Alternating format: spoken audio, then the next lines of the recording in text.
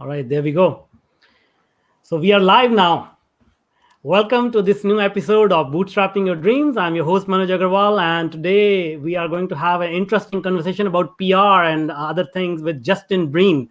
So, Justin is a visionary PR entrepreneur, life changing connector, best selling author, EO Chicago, and strategic coach.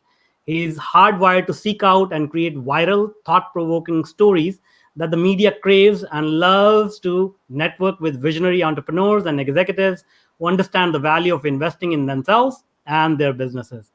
Justin is a successful entrepreneur in the PR and communication industry.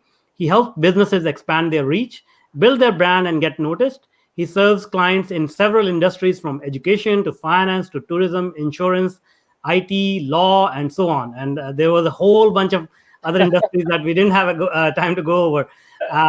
And the names of the clients are equally impressive. Justin's clients have appeared in the New York Times, NBC Nightly News with Lester Holt, CNBC, US News, and World Report on air with Ryan Seacrest, Fox News, Crain's New York, Forbes magazine, Reuters, Billboard, Associated Press, Huffington Post, Chicago Tribune, Chicago Sun-Times, Houston Chronicle, and many, many more.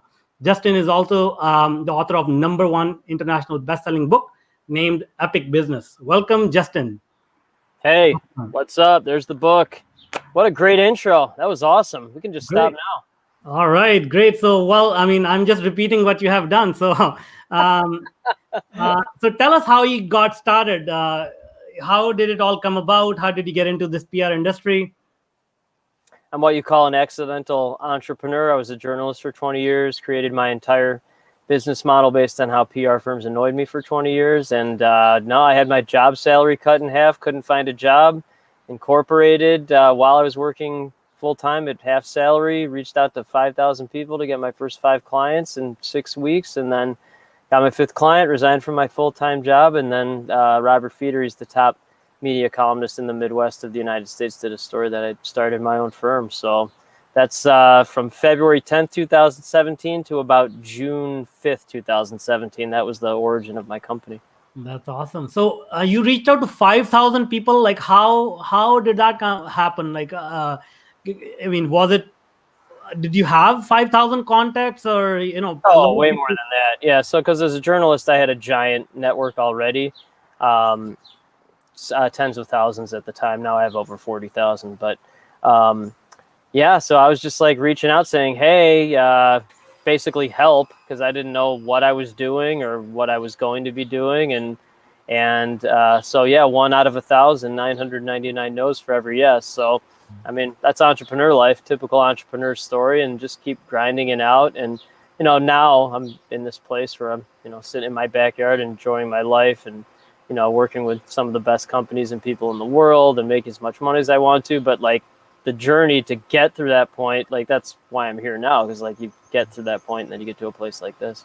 Yeah, that's for sure. So a lot of people are entrepreneurs, and many of them have successful companies, but some of them are just starting off. But what I've observed is a lot of people do understand the value of networking, but they really don't seem to understand how to go about building a network like yours, or having all these connections who are handy, who prove to be helpful in a time of crisis like this. So how did you build, obviously because of your profession, you came in contact with all these people, but somebody who's not a journalist, what kind of advice will you give them to build a network? Yeah, so I'm glad you asked that, because so I had a large network as a journalist, but that network compared to what it is now, it's just a different network. And so when I first started my company, I just started meeting with as many people as I could, whether it was on the phone, whether at the time, obviously it was in person, going to networking groups and just talking to as many people as I could, because when you do that, you find out who your tribe is, you find out who you really don't like, you find out what you like to do, what you don't like to do, and then it just evolves over the years. I mean, it's a process. And so I'm what you call an ambivert. So most of the time I'm an introvert, meaning like if you get me talking about, what's on TV, I don't care. Like, that's just a nonsensical question to me. But like, you got me talking about this, I'll talk endlessly because I'm so passionate and none of this is work to me. So I can talk about entrepreneurship and getting people in news at a high level and connecting people on a global level all day. And that's what I found out just talking to so many people, that's really what I like to do and what I'm good at. That's amazing. And what about all the context in the media? Because that's another thing. A lot of people, obviously who doesn't want to be in the news and get the eyeballs on their story. How did you build these connections in a very hard to get industry? So being a journalist for 20 years, I had thousands and thousands of media contacts, and journalists know the difference between a PR hack and a journalist who actually knows what they're doing. That's why my company's been successful. From a journalistic perspective, companies hire my firm because we actually know what a newsworthy story is as opposed to a typical bad press release. And then I have thousands of media contacts, and I'm not going to waste, their time by sending them a bad story. So, the key is, though, it was a word you said early in this discussion, is relationships, is having real relationships with whoever it is. And that includes journalists. Like, journalists are people. And so I have really good relationships with journalists. They're, I consider them friends or, value adds or, good working relationships. And when that happens, everybody wins.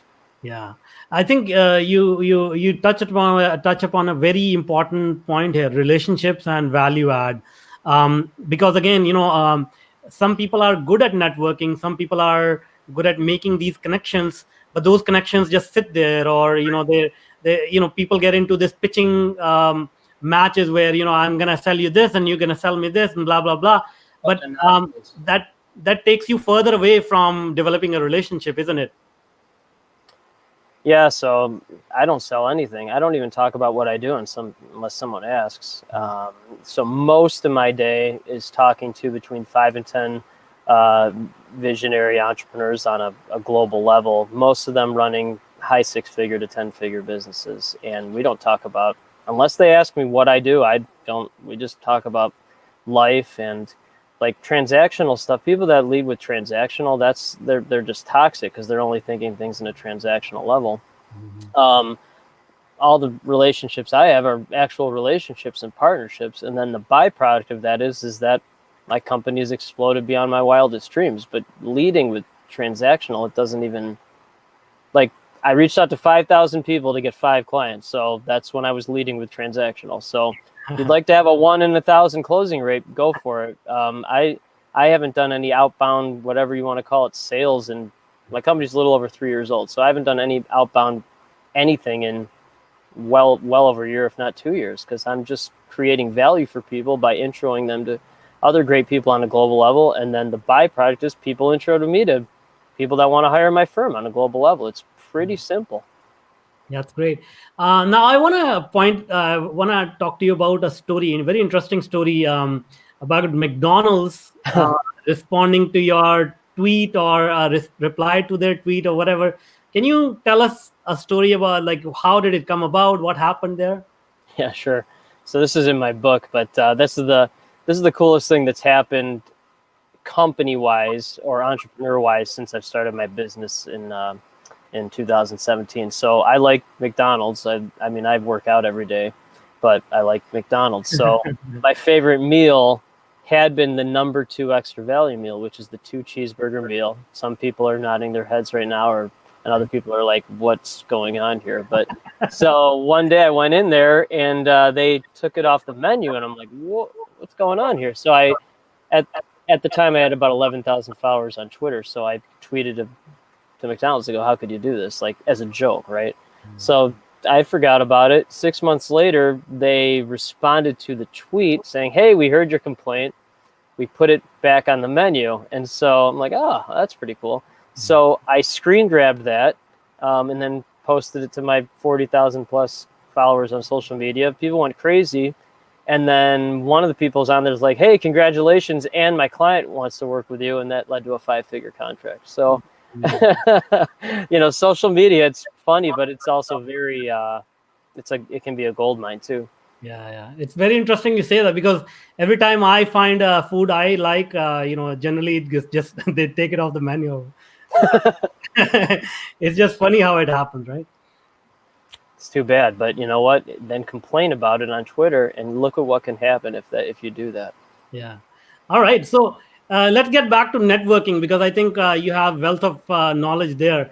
Now, when you talk to people, 5,000 people, obviously they come from different backgrounds, different nationalities, different life experiences, even different ages, different everything. How do you connect with such a diverse set of people, and able to have a similar type of conversation, have develop a similar type of relationship with such diverse set of people?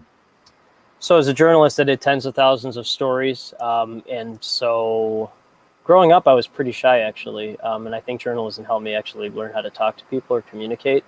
And so I'm just really naturally curious, and I really just enjoy learning about super interesting people. And there's one commonality, and I've interviewed and talked to some of multi-billionaires and then homeless, some of the poorest people on the planet. So there's one commonality in terms of someone who's successful, and that's they had at least one person that cared about them in some way, whether it's a mentor, a family member, whatever. But I just like talking to people and learning about them, and just someone can say something totally obscure in Australia, and then I'll be like, oh, I know someone in Toronto that thinks like that, and I'll just connect them.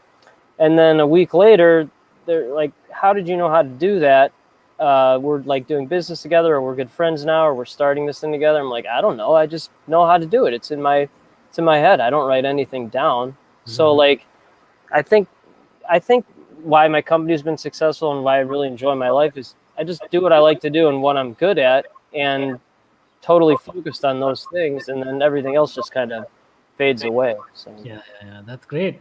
And you brought up stories, and I believe as humans, our brains are wired to listen to these stories, remember these stories, because there's a lot of emotion embedded in these stories. Will you agree with that? People don't care about what you do, they care about who you are. But if they do care about who you are, they will care about what you do. So again, so 20 years as a journalist, you get these press releases that are totally useless because they're only talking about what someone's doing. It's not about who they are. And so you're inundated with these nonsensical, waste of time press releases. And my firm creates actual newsworthy stories about people and who they are, and then also what they do. So everybody wins, like I said. So, can you share a little bit more about this art of story writing? Because everybody understands. Okay, stories are good. They all have stories. Life is a constant unfolding of different stories, different experiences. Yet somehow, it is a lost art. People just don't know how to tell these stories. So, can you share a few thoughts about that? Yeah, so I have that's one of my superpowers. I can talk to someone for an hour, and 55 minutes will be totally useless to what anyone cares about. But in 5 minutes, I'll be like, oh, bing, like my brain just immediately like dings. And so as a journalist, I would write 2 to 3 stories on deadline every single day. And you can just, I wrote my book in 43 days. It's not hard, but most people actually don't think they have a story, but everyone pretty much does. What they overcame in life, their family, something quirky or interesting about them, and that's what people really care about. And then when they care about that, they will care about you've created this amazing company, or you're doing this awesome thing, or you launched a nonprofit or something like that. So, but the key is that it's like reverse engineering. It's like with business. Leading with transactional is the opposite of what, and based on my experience, the right thing to do. It's leading with real relationships. Byproduct is business grows. And so stories is hearing about people, then what they do, not what they do, and instead of who they are. Yeah, that's true. So now let's talk about how this networking, talking to so many people, has actually helped you, because I believe once you learn different perspectives, once you learn about everybody's journey, everybody's story, it actually gives you a different perspective as well, isn't it? So I live near Chicago. Most of my conversations are outside the U.S. I love a global perspective, and it's really fast. I was talking to this guy in Norway yesterday, and he's serial entrepreneur, had a successful business, crashed. Now he's helping entrepreneurs with mental health, and so he just randomly reached out to me. He saw what I was doing, and he wanted to connect. And it's so great talking to people like that all day, because they're thinking they're visionaries. They're thinking on a level up here. Most folks are thinking down here. They want you to land the plane, but visionaries they're floating around up here. And when you talk to people who are visionaries flying around, they just have this amazing perspective on life and thinking about things and looking at things in abundance and joy and an investment. And it just gets rid of all the clutter, and you just focus on like all these great people who are doing great things. And since COVID, those folks, they're not looking at cost or scarcity. They're just investing and pivoting like nuts right now. So it's the greatest opportunity ever for them. Yeah. So you talked about abundance mentality and sharing and helping people, which builds relationships, which contributes towards growth for everyone involved. What do you think is the biggest roadblock? Why people cannot actually adapt that mentality at mass? Why do people mostly focus on their self-interest? So I'm going to say something here. That's the single best question someone's asked me, and I've done so many podcasts since the book came out or interviews. That's the number one question by far. No one's ever asked that, and I'm so glad you did that. I have no idea. It frustrates me to no end why people are not thinking like this more. How I can answer that is that I think so many people are miserable in their lives or their jobs is that they don't find out what they like to do and what they're good at.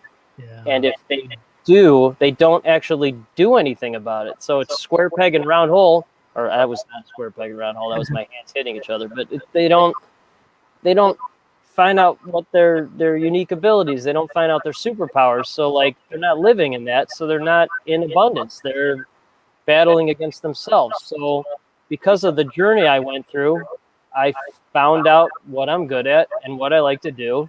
And so I work exactly 0 hours every week. None of this has worked for me at all. I just enjoy it, and it's just fun. So I hope that answers your question. I'm just really glad you asked it, because I think that's the whole key to life right there. Everything. Yeah, you're absolutely right. Like I always say, self-awareness is the number one thing that you should focus on, because number one.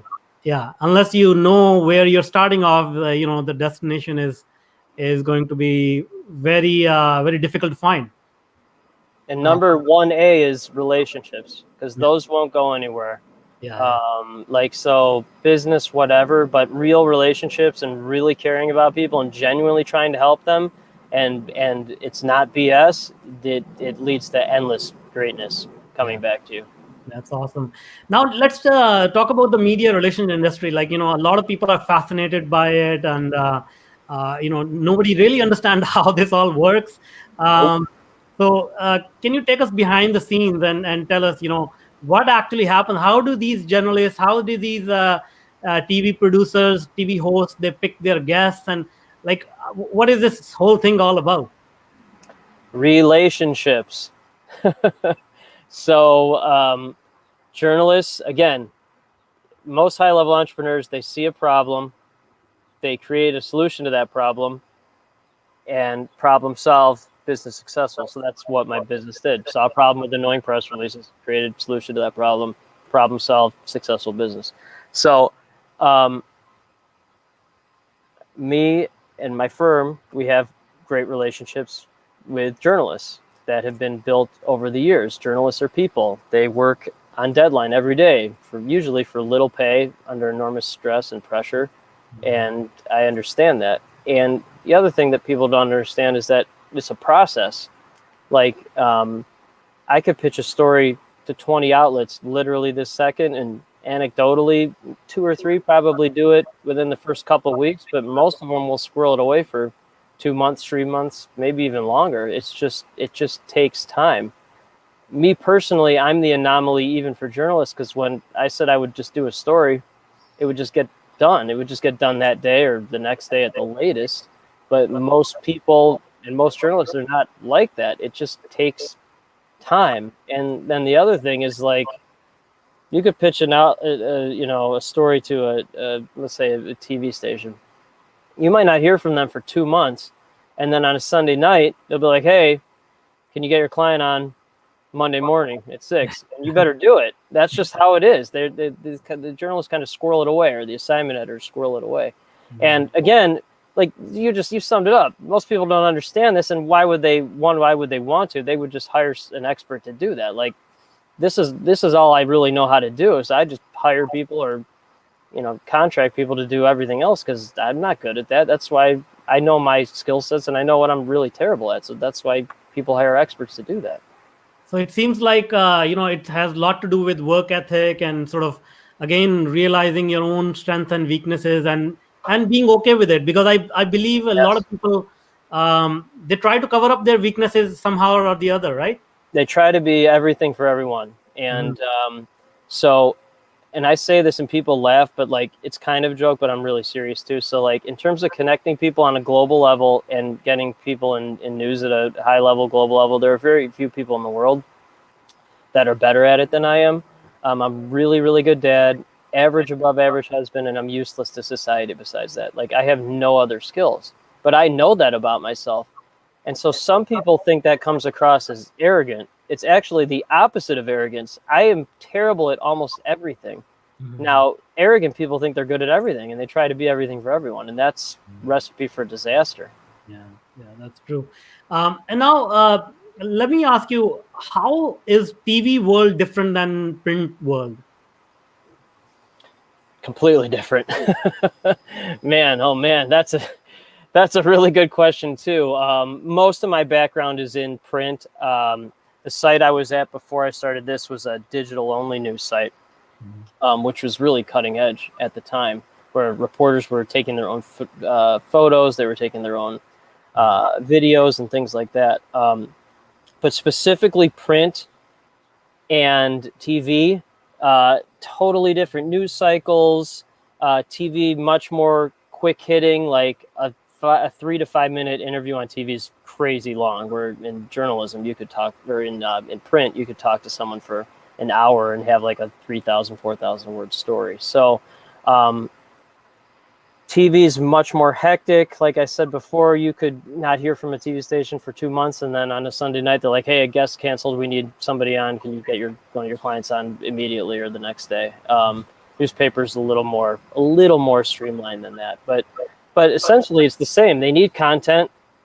Firms like mine supply outlets with content, and what's been really interesting from this end is journalists are actually thanking me. They're actually nice, because they're like, "Oh wow, you're giving us stuff that's actually worth our time and that's helping us, not doing our job for us, but helping us start it in the process." So it's a win-win for everyone. Clients happy, journalists happy, my firm's happy. And so and the public's happy because they get these good stories too. That's great. And now let's take the conversation in a different direction. You have worked with a lot of startups, solopreneurs, and also large corporations. So, and we have a mix of those in our audience as well. What are the differences between, how will you approach somebody who wants to get a PR, but they have smaller budget because obviously, they're just starting off, or they are a startup or whatever, versus a large corporation? What are some of the differences and similarities you find in their approaches? So the way I talk and the way my firm is, it's like a magnet. It attracts right people with right mindset, abundance investment, positive mindset, and very actively repels cost, scarcity mindset, which is fine because my tribe is the people that are dominating right now, investing right now, and then they're setting themselves up for huge success now and in the future. So If someone asks me, what do you cost or charge within the first 5 or 10 minutes, that's an immediate disqualifier because they're just looking at things in a transactional way. So that doesn't matter if you're a solopreneur or if you're one of the biggest companies in the world. How my firm works with all sorts of sizes of businesses, a lot of the larger, mid-sized to bigger companies are longer-term clients where it's, one story a month that my firm does for like 6 months or 12 months. And then the smaller companies, startups or solopreneurs or book authors, it's usually, for lack of a better term, a project where it's one story and then pitching that to media for 3 months because of what I said before. When you pitch it to 20 outlets right now, most of them will squirrel it away for 2 or 3 months. It just takes that amount of time. So the process for what my company does is exactly the same no matter where the business is, what it does, how big it is. But the length of contracts and number of stories can differ, depending on how big the company is, what their budget is, all that kind of stuff. I see. And what about international outlets? Do they work similarly as they do in North America, or is there any difference?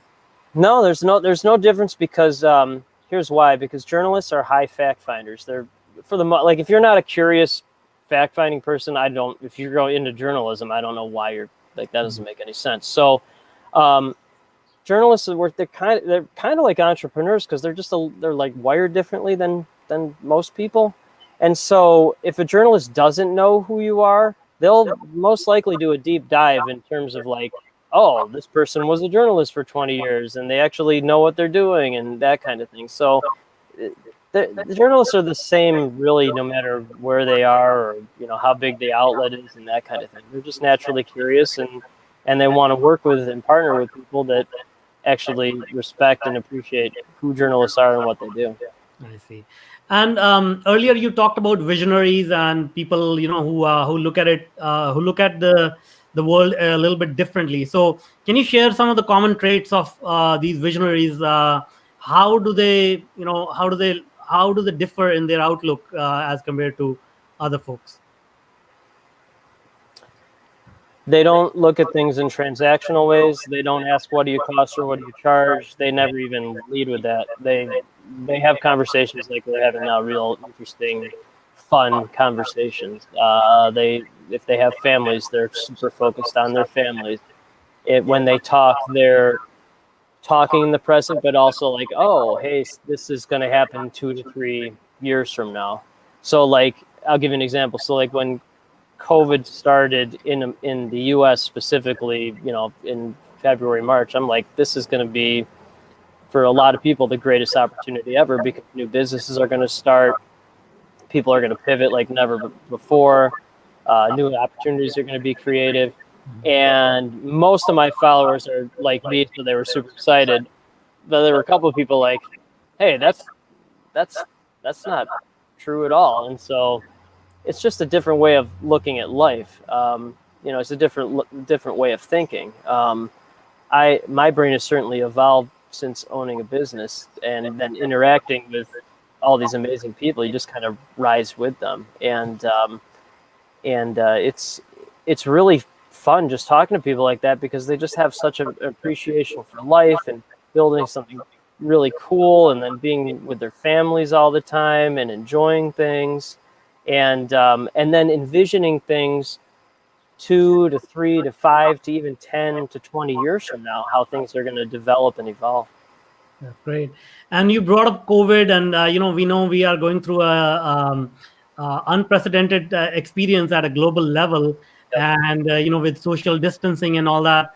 How do you think business landscape will change, and how will the sort of the online world or importance of the online presence will change because of all this?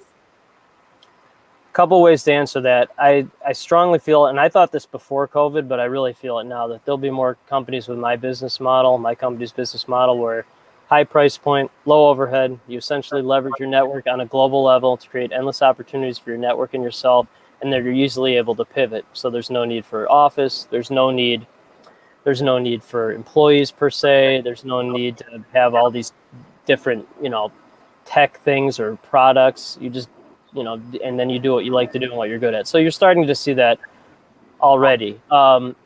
Obviously, virtual employees you're going to see a lot more of that. And what will be very interesting in the next 6 months is if and when some companies ask their employees to come back, what that will lead to, whether employees are like, I'm not dealing with this. I'll just go somewhere else where I don't have to deal with this. Yeah. And so the other thing that's super interesting right now is these ivory tower institutions that have just basically been raking in money for centuries, doing the same thing over and over. So that's law, religion, I consider a business in this case, higher education. They are in serious trouble if they do not figure it out and pivot. And they're definitely trying to do that. Mm-hmm. And a lot of the clients I've signed are like higher ed companies trying to help higher ed institutions figure it out, or entrepreneurs who happen to be lawyers who are trying to help law figure it out. But if those ivory tower institutions, which have gotten away with just doing whatever they've wanted to for centuries, if they don't figure it out, they're going to go away. Like, who's going to pay to send their children to go to Zoom University for 40, 50 K a year? They're not going to do that. So we'll see. It's making everyone think like an entrepreneur now, everyone. So figure it out. So it seems like you're saying like we'll have more virtual work done and remote work done. What about like brick and mortar businesses? What is your advice to somebody who is running a store, or something that needs a physical component? What kind of advice will you give them? Yeah, that's a difficult question for me to answer. But what I will say is just give your employees as much freedom as possible. I mean, there's obviously going to be companies that need manufacturing space, or where people need to congregate to eat, or, toy stores, whatever, and maybe toy stores is a bad example because that could be virtual. But, treat your employees with respect, and understand that if you don't, they will have options to work in a virtual way or in some other place where they're going to be more valued. So that's great. Well, thank you so much for being with us. This was a very interesting conversation, and you peel off the curtain a little bit behind, from this PR industry, which is very fascinating. So thanks a lot for being with us. Now, before I let you go, can you tell us how people can reach out to you? Sure. So I'm the outlier of outliers. Most people give their websites, but just find me on LinkedIn, Justin Breen on LinkedIn, and you can find out how to get my book there and all that stuff. And I'll definitely respond. I spend a lot of time on LinkedIn, and I basically use it as a commercial for other people. So I really appreciate this. This was a lot of fun. That was a very fast 33 minutes talking. So wow, that was great, and can't wait to see the responses from this. Awesome. That's great. Thank you so much. Thank you.